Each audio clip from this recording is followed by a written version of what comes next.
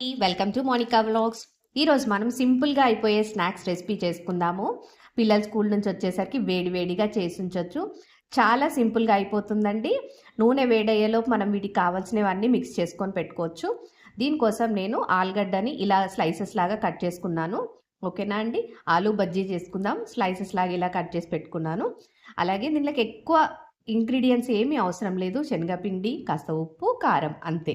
Okay, so మరి రెసిపీలోకి వెళ్ళిపోదాము. ఇక నేను ఒక 3 పెద్ద ఆలుగడ్డలు తీసుకున్నానండి. ఇవి సో ఇలా స్లైసెస్ లాగా కట్ చేసుకొని పక్కకు పెట్టేసుకుంటున్నాను. అలాగే ఒక 2 కప్పుల శనగపిండి తీసుకున్నాను. ఇప్పుడు ఇందులోకి ఒక 1 టేబుల్ స్పూన్ అలా కారము. మీరు తక్కువ తింటే కాస్త తక్కువ యాడ్ చేసుకోండి. నేనైతే ఒక 1 టేబుల్ స్పూన్ అలా యాడ్ చేసుకున్నాను.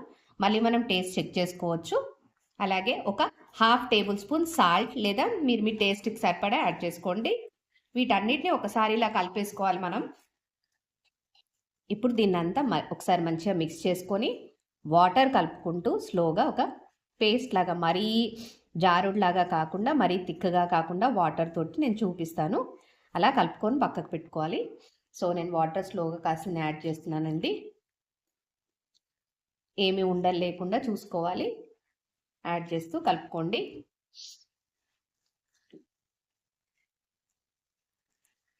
చూడండి, మన పిండి అంతా ఇలా కలిసిపోయింది మంచిగా. మీరు ఒకసారి ఇది టేస్ట్ చూడండి. ఉప్పు కారం ఏమైనా పడుతుంది అనుకుంటే యాడ్ చేసుకోవచ్చు మీ టేస్ట్కి తగ్గట్టు, ఉండలేకుండా. సో ఇది ఎలా ఉండాలంటే ఇట్లా కొంచెం మరీ గట్టిగా కాకుండా మరీ పలుచగా కాకుండా, మనం ఇట్లా పొటాటో చిప్స్ని తీసుకుంటే కాస్త పిండి దానికి కరెక్ట్గా ఆగాలి ఇలా. సో దీన్ని మనం డీప్ ఫ్రై చేసేసుకోవడమే, అంతే. వేడి వేడిగా చాలా బాగుంటుందండి. ఒకవేళ మీరు కావాలంటే కాస్త వంట సోడా, కుకింగ్ సోడా కూడా యాడ్ చేసుకోవచ్చు. ఓకే, సో దీన్ని ఇప్పుడు డీప్ ఫ్రై చేసుకుందాము, అంతే అండి. ఇక్కడ నేను కడాయి పెట్టేసుకొని ఆయిల్, డీప్ ఫ్రైకి సరిపడా ఆయిల్ తీసుకున్నాను. అలాగే ఆయిల్ వేడైంది. ఇప్పుడు మీడియం ఫ్లేమ్లో పెట్టేసుకొని ఒక్కొక్కటి ఆలు ఆల్రెడీ నేను పీసెస్ ఇందులో తీసుకున్నాను. సో ఇలా మంచిగా ఇందులో డిప్ చేసుకొని ఇలా 1 by 1 డ్రాప్ చేసుకోవడమే ఆయిల్లో. నెమ్మదిగా వేయండి, ఆయిల్ చిట్లకుండా. అంతే అండి. ఇది గోల్డెన్ బ్రౌన్ వచ్చేంత వరకు మనం 2 వైపులా కాల్చేసుకుంటే సరిపోతుంది. యమ్మీ యమ్మీ ఆలు బజ్జీ రెడీ అయిపోతుంది. చూసారు కదా ఎంత ఫాస్ట్గా అయిపోతుందో రెసిపీ. ఎక్కువ టైం పట్టదు. మరి నచ్చితే మాత్రం తప్పకుండా నా ఛానల్ ఒకసారి లైక్ చేయండి, షేర్ చేయండి, సబ్స్క్రైబ్ చేయండి. ఓకేనా అండి. సో ఇది నేను 2 వైపులా కాల్చేసుకుంటున్నాను. చూడండి, ఇలా 1 సైడ్ అవ్వగానే ఇంకొక సైడ్కి ఫ్లిప్ చేసుకుందాము జాగ్రత్తగా.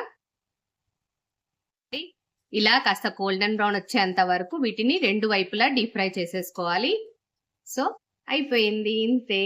వేడి వేడి ఆలు బజ్జీ రెడీ అయిపోయింది. దీన్ని ఒక టిష్యూ పేపర్లోకి తీసుకొని నెక్స్ట్ రౌండ్ కూడా వేసేసుకుందాం మనం.